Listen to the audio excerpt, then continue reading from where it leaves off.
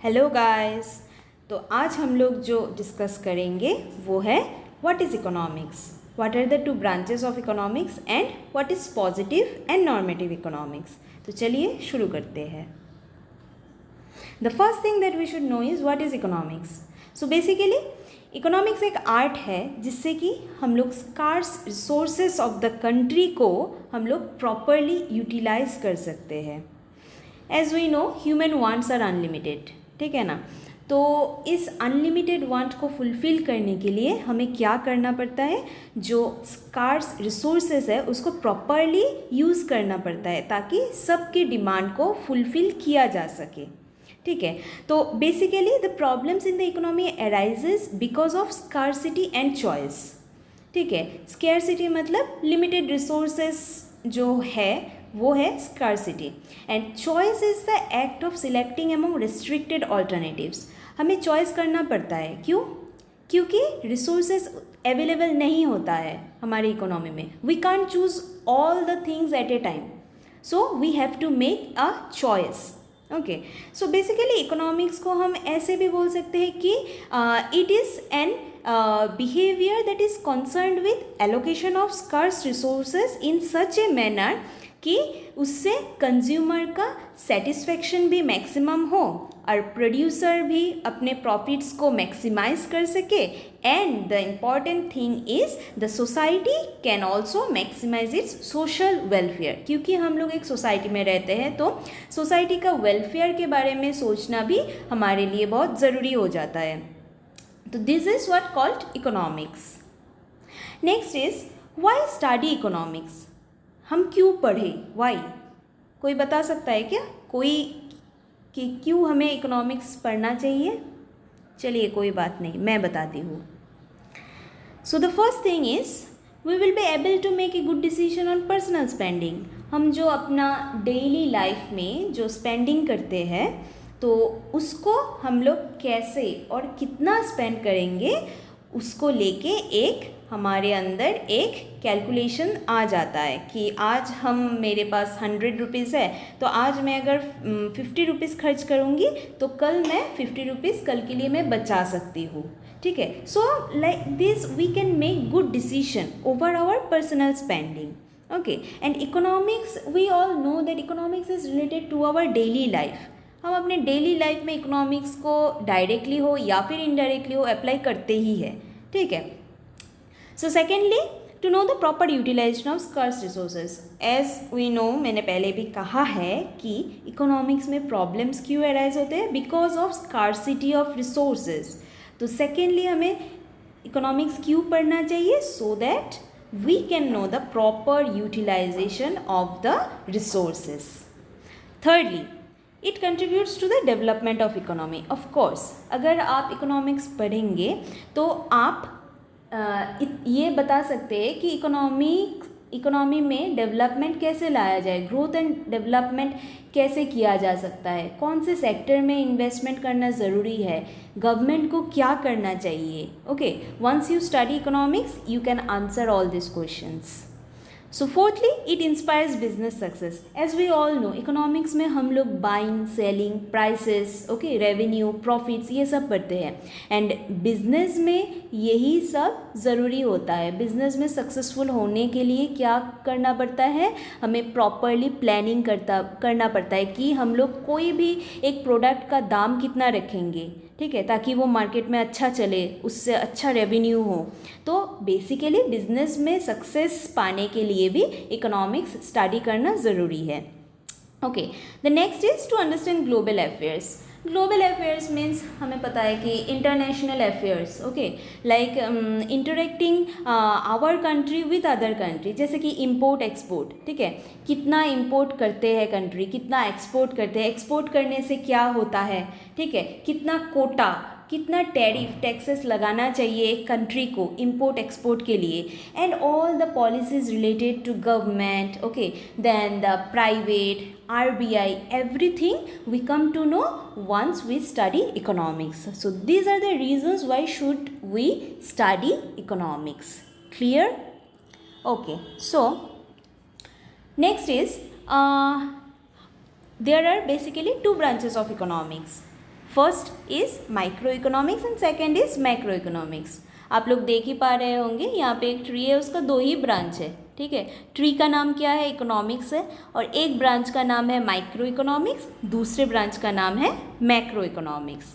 तो चलिए अब जानते हैं what is micro economics and what is macro economics. Okay, so micro economics basically क्या है? Micro economics talks about the actions of an individual unit, that is an individual firm, household, market, industry, जैसे कि छोटा छोटा individual thing को लेके deal करता है। एंड मैक्रो इकोनॉमिक्स क्या है? Macro economics studies the economy as a whole, पूरा का पूरा एक साथ स्टडी करता है। अगर मैं आप लोगों को एक छोटा सा एग्जांपल दूँ कि सोचिए आसाम में आसाम का टोटल अर्निंग कितना है सबके घर को मिला के, ठीक है। Suppose it is about 50 lakh, okay suppose. And ये हो गया माइक्रो इकोनॉमिक्स का स्टडी, एक पर्टिकुलर एरिया को लेके जब स्टडी करते हैं। And when we study the income of our country India as a whole, हम लोग स्टडी कर रहे हैं कि सबका इनकम मिला के हमारे कंट्री का कितना है, that will come under macro economics. Is that clear? That is called macro economics. जब हम एज ए होल स्टडी करते हैं, जैसे कि अनएम्प्लॉयमेंट कितना है कंट्री में, पॉवर्टी कितना है कंट्री में, ठीक है, देन डिप्रेशन आ रहा है इकोनॉमी में, ओके, रिसेशन, तो all this things called as macro economics. और माइक्रो इकोनॉमिक्स क्या है?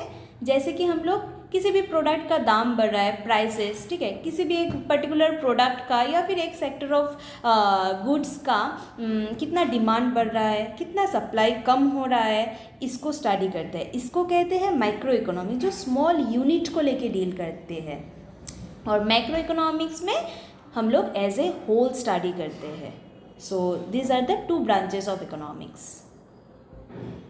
नेक्स्ट अगर हम लोग डिस्टिंग्विश करें तो हम लोग बोल सकते हैं कि micro economics studies individual markets and in macro economics we study the economy as a whole. Okay, secondly it studies the effect on prices of goods and services. जैसे कि मैंने आपको बोला कि कितना प्राइस चेंज हो रहा है किसी भी गुड का, कितना कम हो रहा है, कितना बढ़ रहा है, कितना डिमांड बढ़ रहा है, कितना सप्लाई कम हो रहा है, ये सब स्टडी करते हैं हम लोग माइक्रो इकोनॉमिक्स में। एंड मैक्रो इकोनॉमिक्स में हम लोग क्या स्टडी करते हैं? कितना इकोनॉमिक ग्रोथ हुआ है कंट्री का, कितना नेशनल इनकम बढ़ा या कम हुआ हमारे कंट्री का, इन्फ्लेशन रेट कितना है, अनएम्प्लॉयमेंट रेट कितना है, पॉवर्टी कितना है कंट्री में, in the whole country. It deals with the whole, okay, in macro economics. Okay, thirdly it is concern with individual labour markets and consumer behaviour. Consumer कैसे behave करते हैं, कोई भी प्राइस चेंज हो तो कंज्यूमर का demand भी थोड़ा सा चेंज, थोड़ा बहुत तो चेंज हो ही जाता है। अब आप सोचो कि आईफोन का दाम जहाँ पे 80,000 था उसमें से अगर 30% का डिस्काउंट मिल जाता है तो लोग उसको खरीदेंगे या नहीं, उसका डिमांड बढ़ेगा कि नहीं? ऑफकोर्स बढ़ेगा, ठीक है। तो ये सब चीज़ें जो है ना कि किसी भी एक प्रोडक्ट का प्राइस चेंजिंग के वजह से जो डिमांड में इफेक्ट पड़ता है, तो ये सब चीज़ें माइक्रो इकोनॉमिक्स के अंदर आता है। ओके, एंड मैक्रो इकोनॉमिक्स में क्या आता है? It studies with national, territorial and world economics. हमारे एक कंट्री के साथ दूसरा कंट्री का कंपैरिजन करते हैं कि नेशनल इनकम कितना है, एक कंट्री से दूसरा कंट्री का relation in exports and imports में कैसा है, ये सब स्टडी करते हैं मैक्रो इकोनॉमिक्स में। I hope this is clear to you. Okay, so the next slide is about positive economics. What is positive economics? तो देखिए, positive economics is objective and fact based where the statements are precise, descriptive and clearly measurable. Positive economics answers the what factor. तो basically positive economics क्या है? It based on facts. इतना याद रखना कि it is based on facts कि क्या है, ठीक है। जैसे कि for example government funded health care surges public expenditure. जैसे कि मैं कह सकती हूँ कि गवर्नमेंट जब हेल्थ केयर में इन्वेस्टमेंट मतलब एक्सपेंडिचर करते हैं तो उससे क्या हो जाता है, उनका एक्सपेंडिचर का जो अमाउंट है वो बढ़ जाता है, ठीक है। क्यों बढ़ता है, कैसे बढ़ता है, वो स्टडी नहीं करते। We are just making a statement that government funded health care surges public expenditure. Okay, this is called as positive economics. And what is normative economics? Normative economics focuses on value judgments aimed at improving economic development, investment projects, and the distribution of wealth. Basically normative economics answer करता है कि what should be, क्या होना चाहिए. For example, the government should make available fundamental health care to every citizen. Government को available health care provide करना चाहिए हर citizen को. ठीक है, इट शुड बी. तो जो शुड बी का आंसर होता है वो होता है normative economics. And what the facts, what is का जो क्वेश्चन होता है वो होता है पॉजिटिव इकोनॉमिक्स.